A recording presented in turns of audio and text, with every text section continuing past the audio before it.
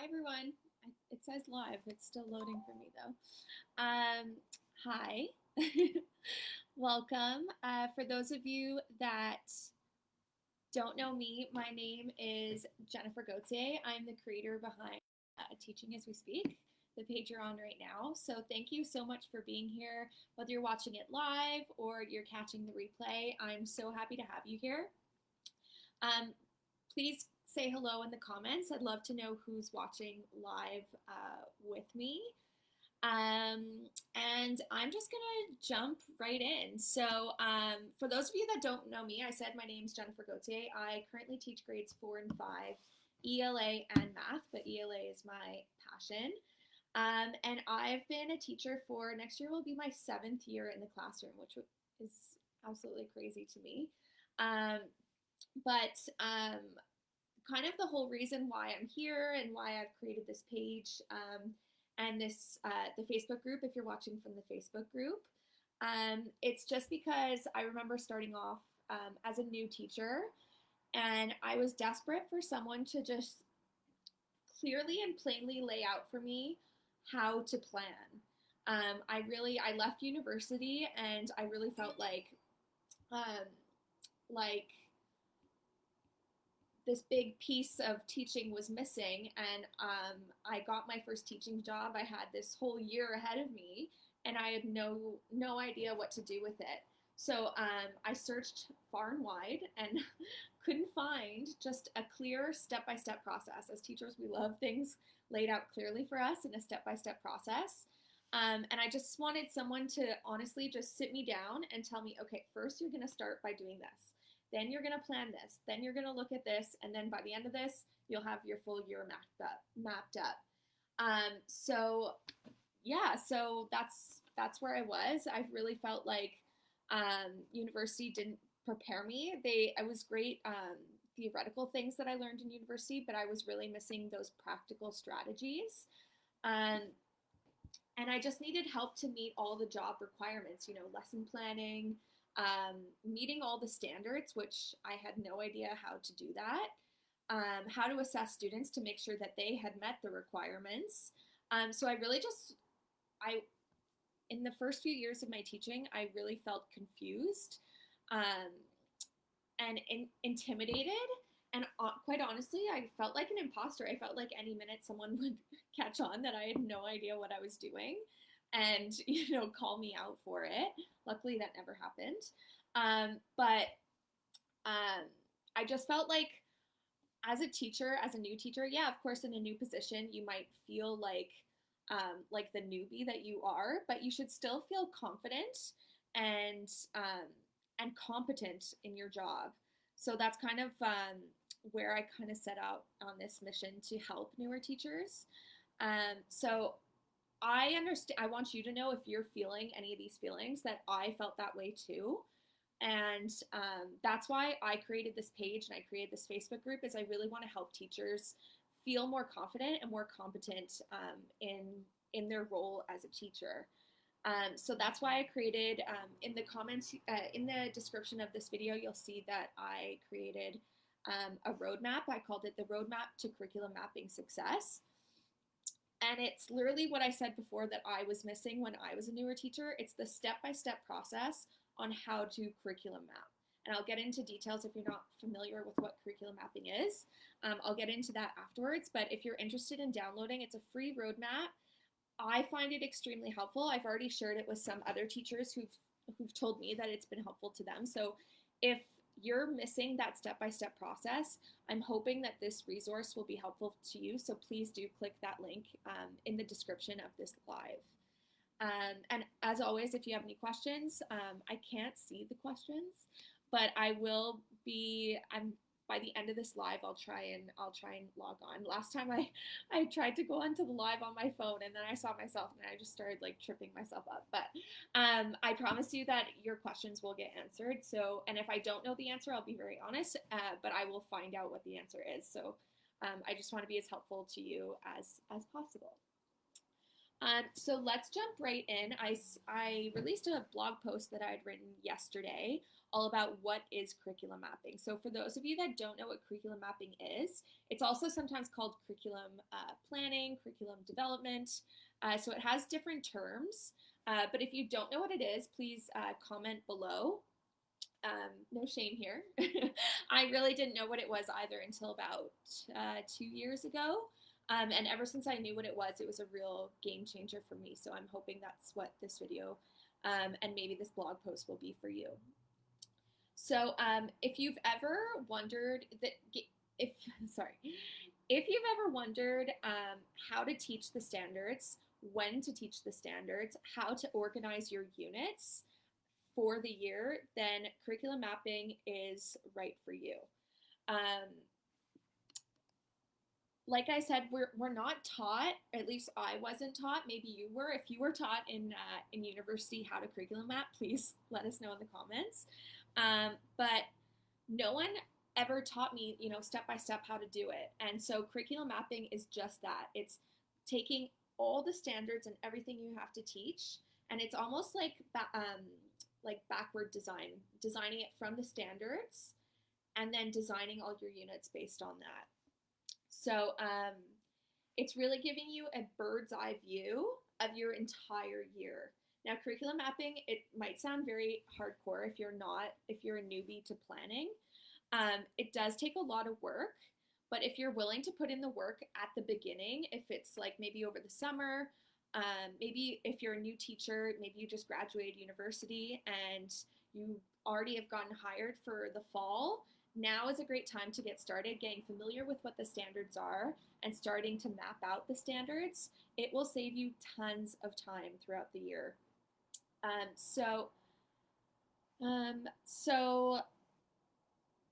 I'm just going to jump right in. So benefits of curriculum mapping is, what it has you doing is it has you choosing your unit topics, deciding which standards you're going to teach and in what order, designing learning experiences that match those standards, and then planning assessments to assess students. I'd be very curious to know, I've actually wrote this in a couple teacher groups that I'm in on Facebook, but I'm in Montreal, Canada, and where I teach right now, I'm not given a set curriculum. Like, I don't have to teach certain topics.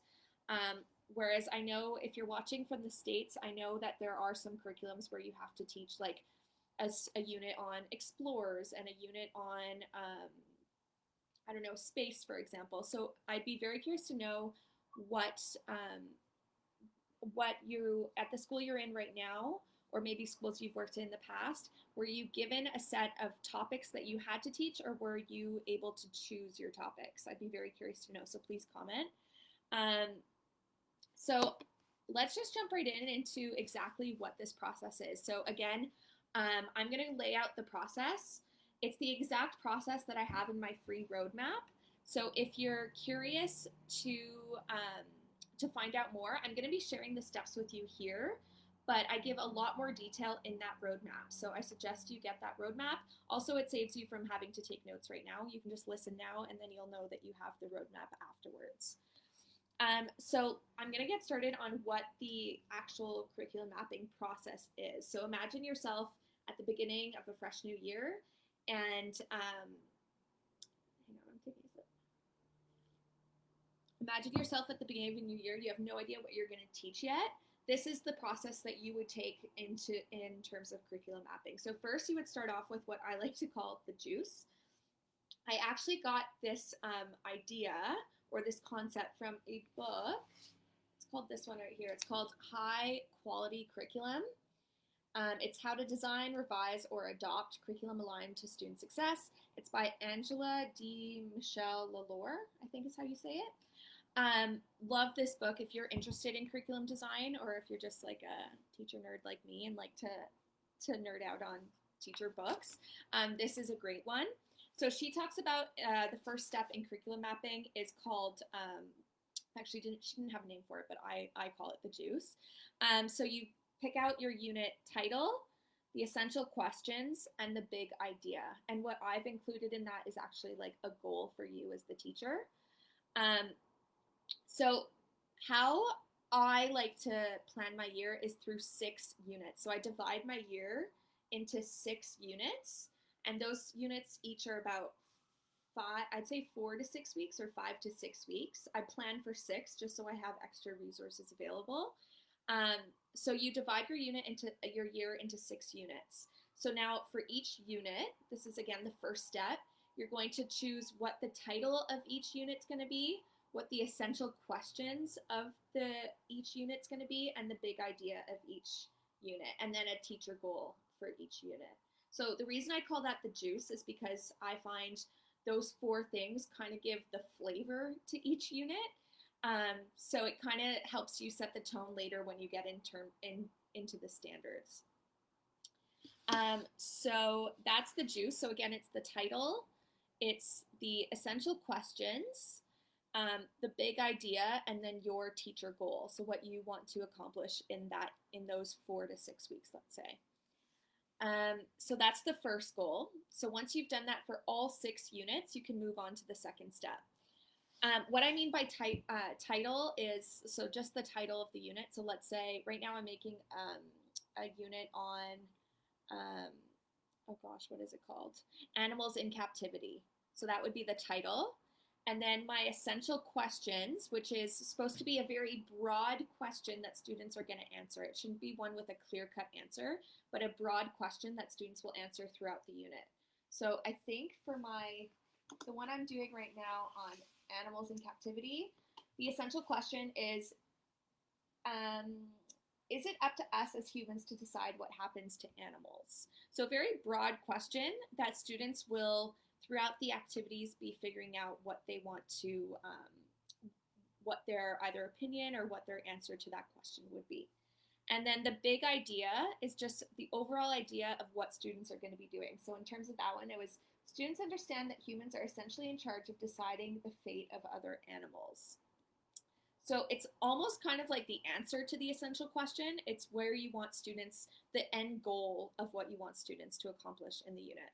So that's the first step. It already sounds like a lot, but once you have that, it really drives the rest of the process.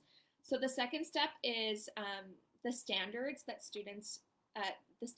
you are going to use to assess students. So obviously, standards are something we often avoid as teachers because that's the part that can seem very daunting, but they are unavoidable. I mean, we have to teach them, and I really suggest spending lots of time really immersing yourself in the standards. I teach in Canada, so we don't use the Common Core, but a lot of the teachers that I serve and a lot of the teachers that buy from me on, let's say, TBT, are American. So I've had to become quite familiar with the Common Core. And I actually find, I know there's a lot of criticism with the Common Core, but I actually find the layout of it is very easy to follow and very, how do I say, universal, in that a lot of curriculums kind of lend itself to the Common Core. So I like using it in, let's say, my units, even though a teacher might buy a unit who isn't using the Common Core, it's usually pretty simple to find the link with their curriculum, between their curriculum and the Common Core. So the standards to assess students is the second step, so becoming familiar with those. Then the third step is how, where, and when the standards are placed in the curriculum. Now, this might be one of the most challenging parts of the process. Is really, it's almost like a puzzle, figuring out what standards you're going to use in each unit. And I go into a lot of detail on that in the curriculum roadmap. The fourth step is assessment types and purposes. So really becoming familiar with what types of assessments there are and what different purposes there are with assessments. How am I doing on time? 15 minutes, okay. And then the fifth step is the assessments that you're using in the curriculum. So once you know what you're going to teach, you can decide how you're going to assess the students. The sixth step is the instruction. So this is where we get more into like the daily and weekly lesson planning. So imagine now that you have all your units, you know what standards you're going to be teaching in each one. That makes it very easy for you to create instruction based on what your assessments and what your standards are going to be. And then the seventh step is finding the resources to support your instruction. So whether that's texts, technology, worksheets, graphic organizers, all those kinds of things to support the instruction. And then the final step is what I call success, meaning that um, you're going to have a plan at the end of those 7 steps, but the 8th step is really putting it into practice, finding tweaks and ways to improve. And one way I strongly suggest that you do that is one, through doing the units, through teaching them, but also through collaborating with coworkers. So if you have like a good solid teacher crew at work, that can plan together and just throw out ideas, and you can bounce your ideas that you've already done in your curriculum map and get other teachers' take, and maybe they find something that can be improved. Just having that outside eye is really helpful. So those are the 8 steps. Again, it's in the free roadmap to curriculum mapping success. So like I said, I go into a lot more detail on what each of those steps are. This was just kind of a brief overview. Please let me know if you have any questions or if you're unclear of anything. I'd be more than happy to answer them. I also would love if you do download the roadmap, or if you've already done so. First of all, thank you so much. I really hope it's helpful for you, and I'd really love to hear from you. So I'm asking the teachers that do download this roadmap to please give me feedback, even if you're telling me you really didn't find it helpful. I really want to know so I can make improvements to make it as helpful for you as possible. The feedback I've already gotten has been great so far. So I'm really hoping that either I know that it is helping teachers, or that I could make changes to make it even better. So please let me know if like one part was unclear to you, you needed more clarification on one of the steps. I would definitely go back in and fix that for you. So thank you guys so much. And I will be going live again on this Thursday at 6 p.m. Eastern Standard Time again. And I will be talking about common mistakes that teachers make when it comes to planning. So I hope to see you there, and I hope you have a great rest of your evening. Bye.